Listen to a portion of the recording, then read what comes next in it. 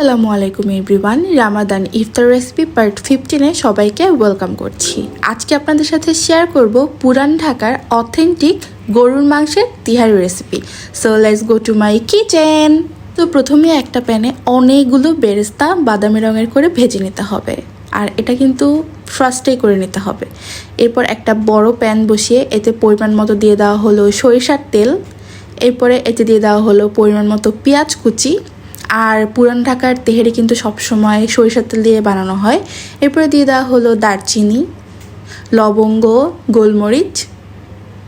এবারে দিয়ে দেওয়া হলো পরিমাণ মতো আদা বাটা, রসুন বাটা। এবার এগুলোকে ভালো করে নেড়ে মিক্স করতে হবে।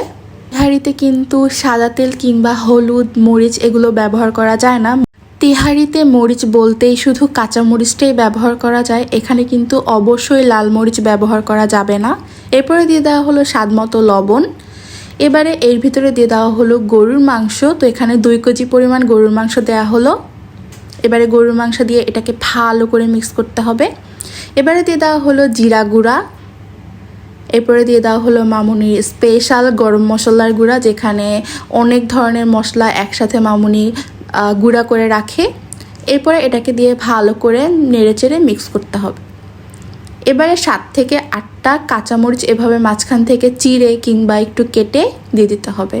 এভাবে সব উপকরণ একসাথে ভালো করে আলতো হাতে নেড়েচেড়ে কষাতে হবে।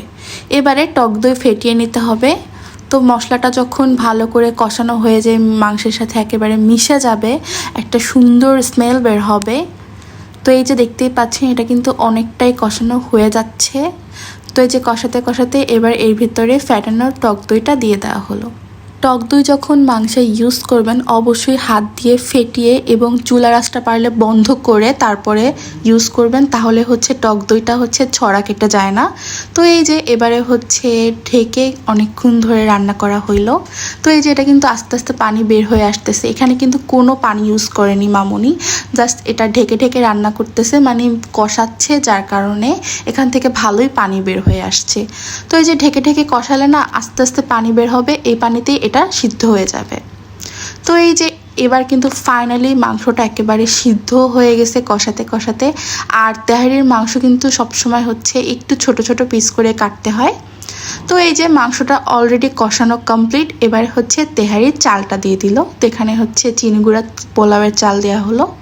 এবার মাংসের সাথে চালটাকে ভালো করে মিক্স করতে হবে। তো দেখতেই পাচ্ছেন কালারটা কিন্তু জাস্ট ওয়াও এসেছে, আর এটা দিয়ে এত সুন্দর স্মেল বের হচ্ছিল।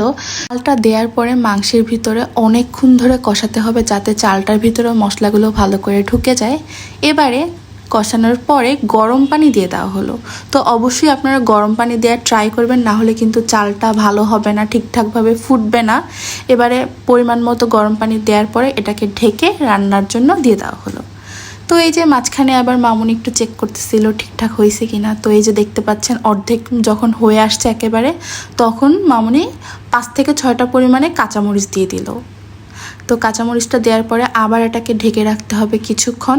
তেহারিটা হওয়ার ঠিক 10 থেকে 15 মিনিট আগে ঢাকনার যে ছিদ্রটা ওটা একটা টিস্যু পেপার দিয়ে বন্ধ করে দিতে হবে, তাহলে ওইটা ভাপেই হয়ে যাবে। তো এবার বেরেস্তা দিয়ে মামুনি এটাকে আরও 5 থেকে 6 মিনিট মতো ঢেকে রাখবে, যাতে একটা সুন্দর স্মেল বের হয়। বাই দ্য ওয়ে, এখানে কিন্তু কোনো ঘিটি ইউজ করার দরকারই নাই, কারণ এটা সম্পূর্ণ সরিষার তেল দিয়ে রান্না করা হয়েছে, যার কারণে সরিষার তেলের কিন্তু আলাদাই একটা স্মেল থাকে, যেটা দিয়ে খাবারের স্বাদ দ্বিগুণ বেড়ে যায়। এখানে 2 কেজি পরিমাণ মাংসে 3 পট চাল ব্যবহার করা হয়েছে, যেখানে 7 থেকে 8 জন অনায়াসে ইফতারিতে ভালো করে খেতে পারবে। তো এবার লাস্ট ফিনিশিং আবার একটু বেরেস্তা দিয়ে ঢেকে দিল। তো এই যে ইফতারিতে তৈরি হয়ে গেল মজাদার পুরান ঢাকার গরুর মাংসের তেহারি রেসিপি। সো আজকের ভিডিওটা এই পর্যন্তই। ভালো লাগলে লাইক, কমেন্টস অ্যান্ড শেয়ার করে দেবেন। টাটা, আল্লাহ হাফেজ।